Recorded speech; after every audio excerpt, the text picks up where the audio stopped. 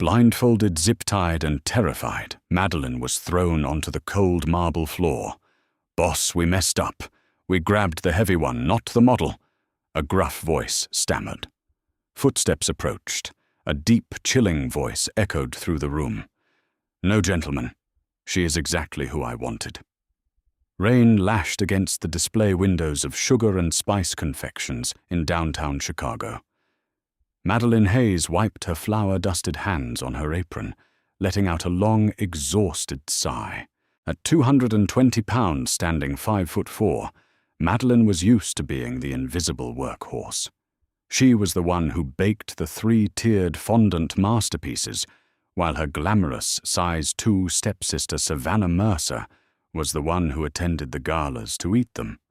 Savannah was a socialite, an influencer, who spent her days taking selfies at the Peninsula Hotel, and her nights mingling with men whose bank accounts were as dangerous as their reputations. Madeline, on the other hand, preferred the quiet predictability of her kitchen. Her life was a comforting routine of butter, sugar, and ledgers, but tonight that routine was about to be violently shattered. Shivering as the wind howled through Wicker Park, Madeline realized she had forgotten her umbrella. Worse, she had left her sensible fleece jacket at home. The only outerwear hanging on the employee rack was a vibrant crimson trench coat, a designer piece Savannah had discarded at the bakery 2 days ago after complaining it smelled like yeast. With the temperature dropping rapidly, Madeline had no choice. She slipped the red coat over her broad shoulders. It was tight across her chest and hips, refusing to button properly, but it offered a layer of defense against the biting Illinois chill. She locked the heavy glass doors of the bakery, the neon sign flickering out, and stepped onto the slick pavement. That was her first mistake. A sleek black Cadillac Escalade, its windows tinted so darkly they looked like obsidian idled ominously near the alleyway. Madeline barely registered it. Her mind was on the spreadsheet she needed to finish for the bakery's taxes and the leftover slice of red velvet cake waiting in her fridge. Suddenly, the heavy thud of car doors opening cut through the sound of the rain. Heavy boots splashed in the puddles behind her. "Hey, grab the girl in the red coat!" a harsh voice barked. Before Madeline could even turn her head, a thick, calloused hand clamped over her mouth. The smell of stale leather, cheap cologne, and wet wool invaded her senses. She tried to scream, but the sound was swallowed by the man's palm. Another pair of arms wrapped around her waist, lifting her off her feet.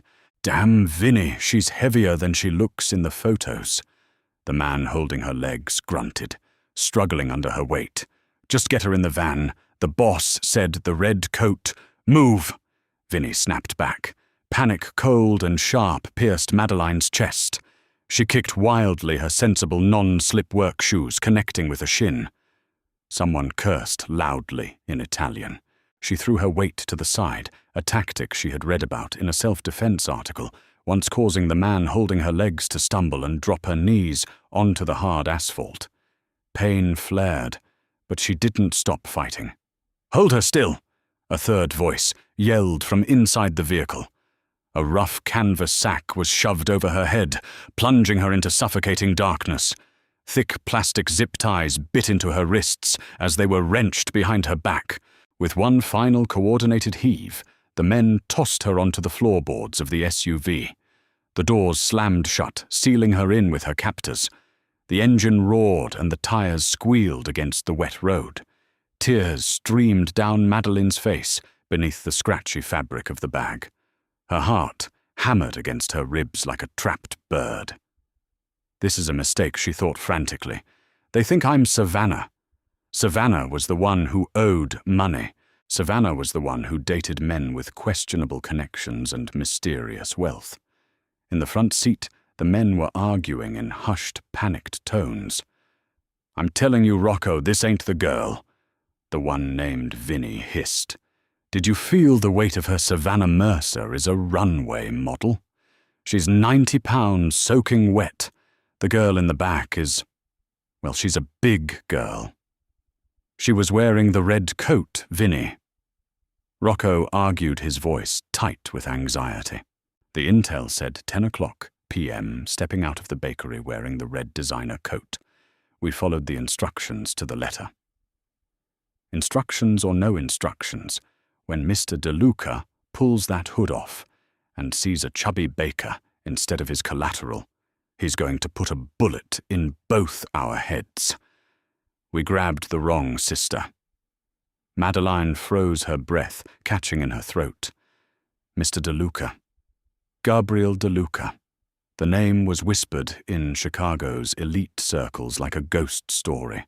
He was a shadow, a ruthless businessman who controlled the city's port's real estate and underground casinos.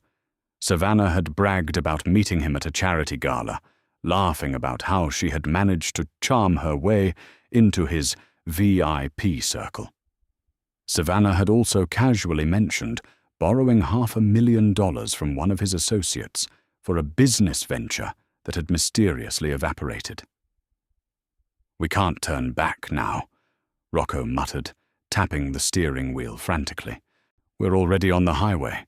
We just explain the mix-up. We tell him the coat threw us off. We can use her as leverage to get the skinny one." Madeline squeezed her eyes shut. The humiliation burned almost as much as her chafed wrists. Even in the middle of a violent kidnapping, she was reduced to the big girl, the wrong sister, the disappointing punchline to Savannah's glamorous life. She lay there on the vibrating floor of the SUV, the smell of exhaust fumes making her nauseous, praying for a way to survive the night. The drive felt like an eternity. The hum of the tires changed from smooth highway asphalt to the crunch of a gravel driveway. The vehicle slowed and finally came to a halt. Doors opened, letting in the damp night air. Rough hands grabbed Madeline by the shoulders, hauling her upright. Her knees, bruised and aching from the struggle in the alley, buckled slightly, but a firm grip kept her on her feet. She was marched forward, her leather shoes clicking against what sounded like stone steps, then moving onto expensive, thick carpets. The ambient temperature changed, wrapping her in a luxurious, cedar-scented warmth. The muffled sounds of classical music, Chopin maybe, drifted through the air. "Down!"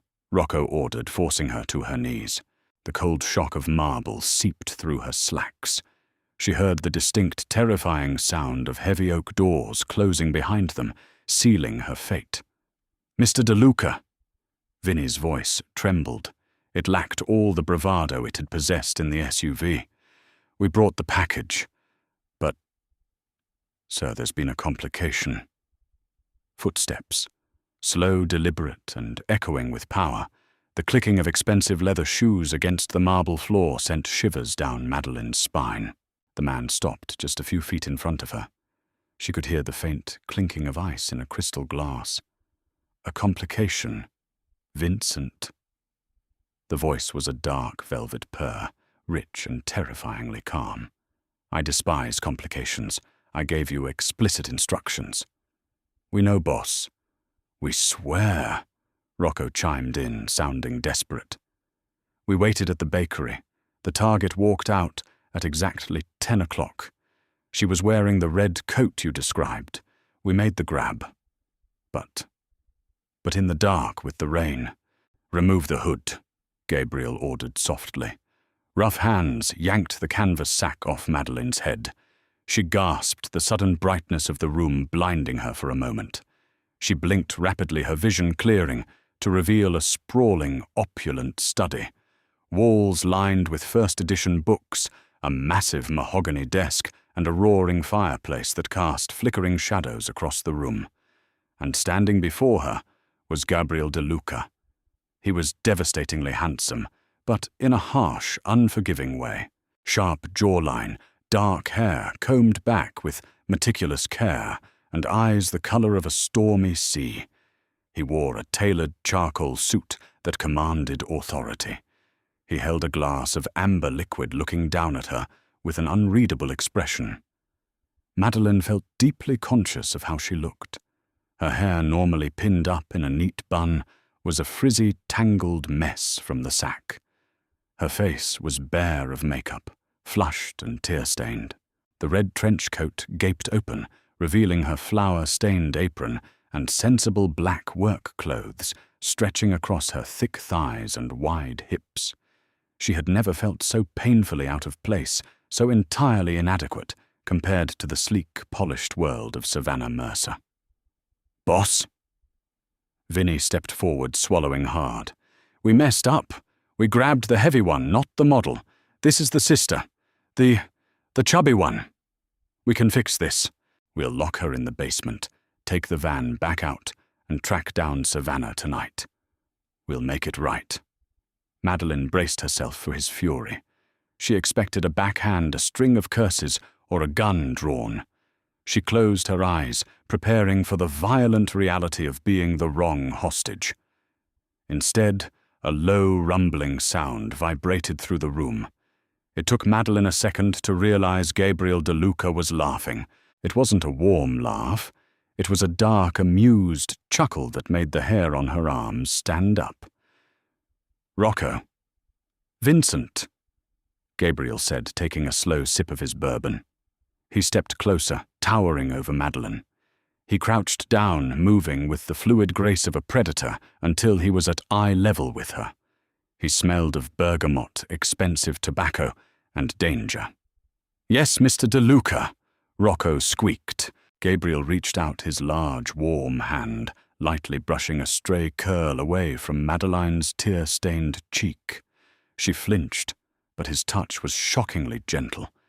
He looked deep into her panicked eyes, a terrifying smirk playing on his lips. "You didn't mess anything up," Gabriel said, never breaking eye contact with Madeline. "No, gentlemen. She is exactly what I wanted." Silence descended on the room, so thick it could be cut with a knife. Vinny and Rocco exchanged bewildered glances, but— "Sir," Vinny stammered, "Savannah Mercer is the one who owes the 500 grand. Savannah is the one who stole the flash drive from the offshore accounts." "Savannah Mercer is a vacuous idiot," Gabriel stated coldly, his eyes still locked on Madeline. She couldn't encrypt a flash drive if her miserable life depended on it. She was merely the messenger, the real brains of the family, the one who meticulously manages the accounts for that quaint little bakery, the one who unwittingly buried my encrypted offshore ledger into the bakery's tax software to hide it for her sister. Gabriel trailed off, his smirk widening. He let his gaze drag down Madeline's body, not with disgust, but with a predatory, intense hunger that made her breath hitch. "Leave us," Gabriel commanded without looking back at his men. "But boss, she's tied up. She might—" "I said leave us!" The tone left no room for argument. Rocco and Vincent practically tripped over themselves to exit the room, the heavy oak doors slamming shut behind them. The click of the lock echoed like a gunshot. Madeline was alone with the monster of Chicago. "You're trembling, mia dolce," Gabriel murmured, setting his glass on a nearby side table. He reached behind her. She tensed, expecting him to strike, but instead she felt the sharp snip of a pocket knife. The plastic zip ties snapped, freeing her wrists. Agony rushed into her hands as circulation returned, and she instinctively brought them to her chest, rubbing the angry red marks. "Why?" Madeline finally found her voice. It was raspy and weak, but she forced herself to look at him. "If you wanted the drive, why not just break into the bakery? Why kidnap me? I didn't know what Savannah put on that computer. I swear to you, I'm just a baker." "I know exactly who you are, Madeline Hayes," Gabriel said, standing up and walking behind his desk. He opened a drawer and tossed a thick, leather-bound file onto the mahogany surface. It fell open. Madeleine gasped. Pinned inside the folder were dozens of photographs. Not of Savannah. Of her, Madeline laughing with a customer at the bakery. Madeline sitting on a park bench in Wicker Park, eating a croissant. Madeline walking in the rain. There were notes, too. Her coffee order at Intelligentsia, a large oat milk latte with 2 pumps of vanilla. The exact time she closed the shop. "I've been watching you for 3 months," Gabriel confessed, his voice dropping an octave. "Savannah thought she was playing me, using my money to fund her lifestyle. But when I sent my men to watch her to figure out where she hid my digital assets, they found you. The quiet, overlooked sister, keeping everything from falling apart." He walked back around the desk, stopping just inches from where she still knelt on the floor. "They called you the wrong girl." Gabriel scoffed softly, offering his hand to help her stand. "They called you heavy. They are fools who only look at the surface. I look at the substance. Savannah is a brittle piece of glass. You, Madeline, you are an empire waiting to be built, and I have grown incredibly tired of watching you from the shadows." Madeline stared at his offered hand, her heart caught in a violent tug-of-war between sheer terror and a strange, intoxicating thrill. The most dangerous man in the city didn't want the supermodel sister. He wanted her. Hesitantly, with trembling fingers, Madeline placed her hand in Gabriel's. His grip was firm, calloused, and surprisingly grounding. He pulled her to her feet, his sheer size dwarfing her. Yet for the first time in her life, Madeline didn't feel like she was taking up too much space. She felt anchored. Gabriel guided her toward a plush velvet armchair near the roaring fireplace, gently pushing her down by her shoulders. He poured a glass of water from a crystal pitcher, handing it to her, before taking a seat in the chair opposite. "Breathe, Madeline," he instructed, his tone devoid of the terrifying edge he had used with his men. "You are safe here. My men are fools, but they are loyal. They won't touch you again." Madeline took a shaky sip, the cool water soothing her dry throat.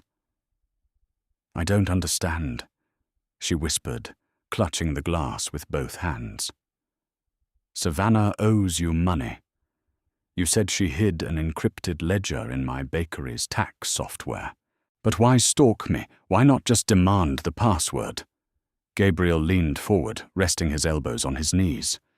"Because Savannah didn't just hide a ledger, Madeline.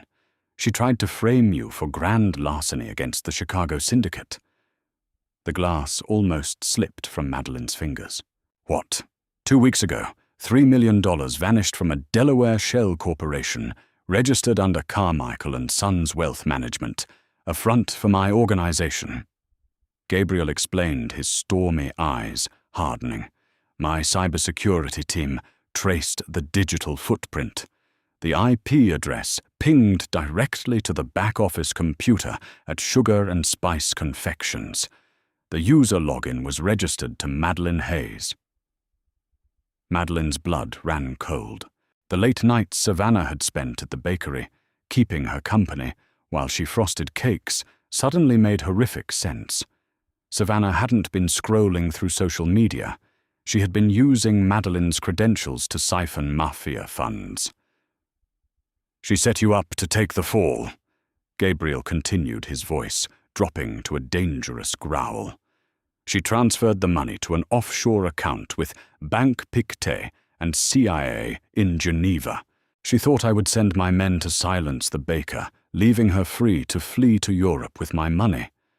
But your sister is arrogant, and arrogance breeds sloppiness." "You knew," Madeline choked out, hot tears of betrayal pricking her eyes. "You knew it wasn't me." "I knew the moment I started watching you," Gabriel said softly.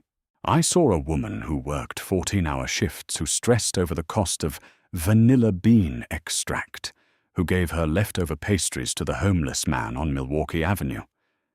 You are a woman of profound integrity, Madeline. Savannah is a parasite. When I realized what she had done, my objective changed. I didn't just want my money back. I wanted the woman who possessed the intellect to unknowingly harbour a criminal empire's ledger. Before Madeline could process the weight of his confession, the heavy oak doors of the study burst open. Rocco and Vinny dragged a thrashing, screaming woman into the room. It was Savannah. She was drenched from the rain, her expensive silk dress plastered to her rail-thin frame, her perfect blowout ruined. "Get your filthy hands off me!" Savannah shrieked, kicking her designer heels at Rocco's shins. "Do you know who I am?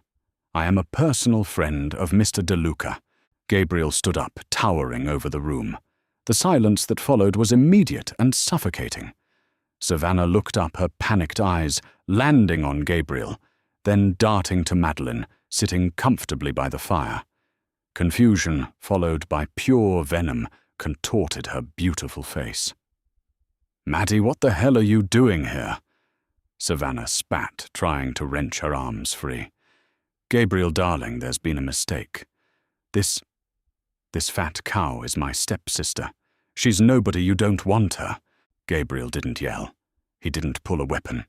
He simply walked towards Savannah with the slow, deliberate pacing of an apex predator. When he stopped in front of her, the temperature in the room seemed to plummet. "You will never speak of her that way again." Gabriel whispered, the lethal calmness in his voice, making even Vinny step back. "Your sister is the only reason you are currently breathing." Savannah scoffed, though her lip trembled. "She's a baker, Gabriel.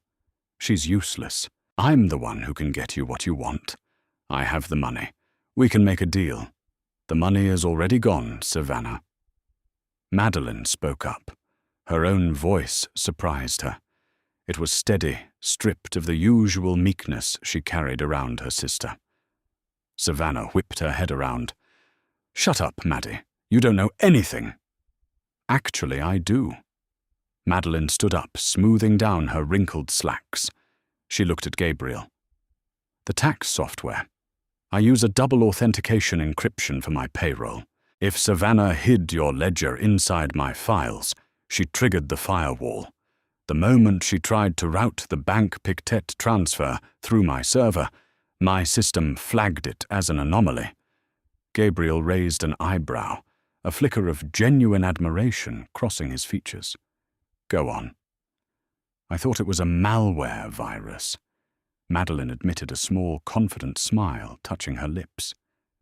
"So I quarantined the file and locked it under a master key that only I possess. Savannah didn't transfer your $3 million to Switzerland. She transferred it into a dead-end ghost folder on my local hard drive. She's broke, and she's locked out."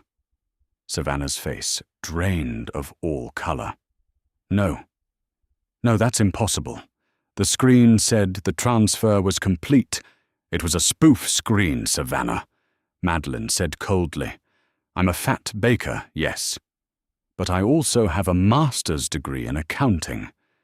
Gabriel let out a dark, booming laugh that rattled the windows. He looked at Savannah with utter disgust.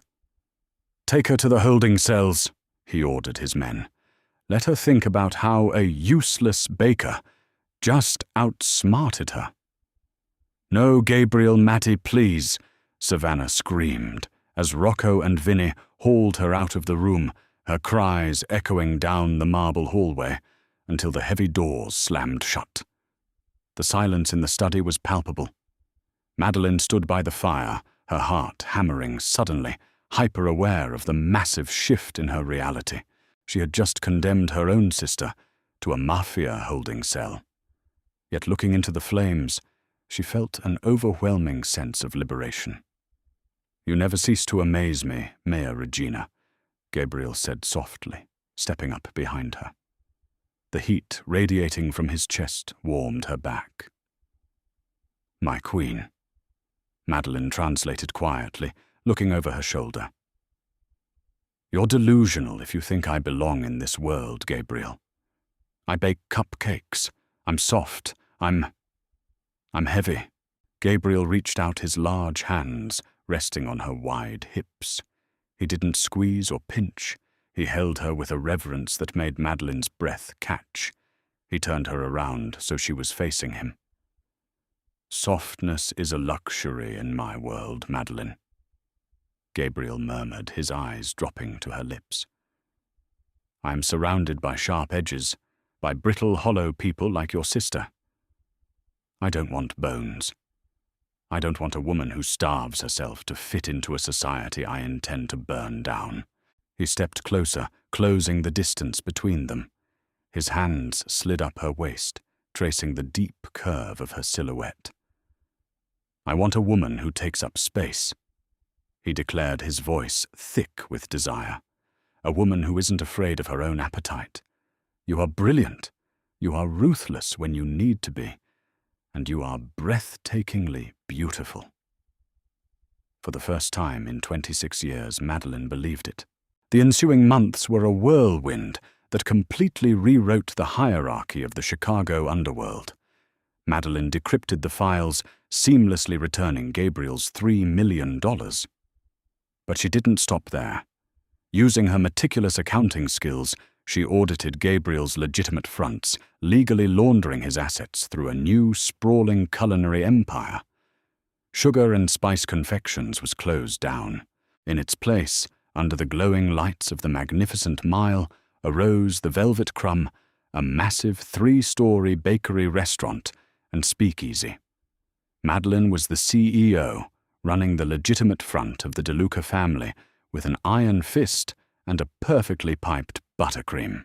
Savannah was eventually released, but not before Gabriel's lawyers stripped her of every cent she owned, blacklisted her from every elite circle in the city, and left her to work a minimum-wage retail job in the suburbs to pay off her debt. One rainy evening, exactly a year after the kidnapping, Madeline sat in the private soundproof office above the Velvet Crumb. She was reviewing the quarterly projections for the DeLuca syndicate, a plate of warm chocolate croissants resting on her desk. She wore a tailored emerald green dress that hugged every one of her lush curves perfectly. The door clicked open, and Gabriel stepped in. He shed his wet coat, locking the door behind him. His eyes instantly fell on her, darkening with that familiar, possessive hunger. "You're working late," he noted, walking over and lifting a croissant from the plate. "Just finishing the laundering routes for the new casino," Madeline replied, leaning back in her plush leather chair. "Everything is clean. Flawless." Gabriel took a bite of the pastry, his eyes never leaving hers. He walked around the desk, pulling her chair out, and hoisted her up by her waist. He sat down, settling her firmly onto his lap. Madeline wrapped her arms around his broad shoulders, burying her face in the crook of his neck, inhaling the scent of bergamot and danger that she had come to love. "My beautiful, brilliant girl," Gabriel whispered, kissing the soft, plump flesh of her neck. His hands roamed possessively over her thighs. "They thought they kidnapped the wrong sister." Madeline smirked, trailing her manicured nails down his chest. "And what do you think boss Gabriel captured her lips in a deep, bruising kiss that promised a long, wicked night? When he finally pulled away, his stormy eyes burned with absolute devotion. I think," Gabriel rasped, "I got exactly what I wanted." Wow, what a thrilling ride. If Madeline's incredible journey from an overlooked baker to a fierce mafia queen kept you on the edge of your seat, hit that like button right now. Don't forget to share this story with your friends who love a spicy romance with a dramatic twist.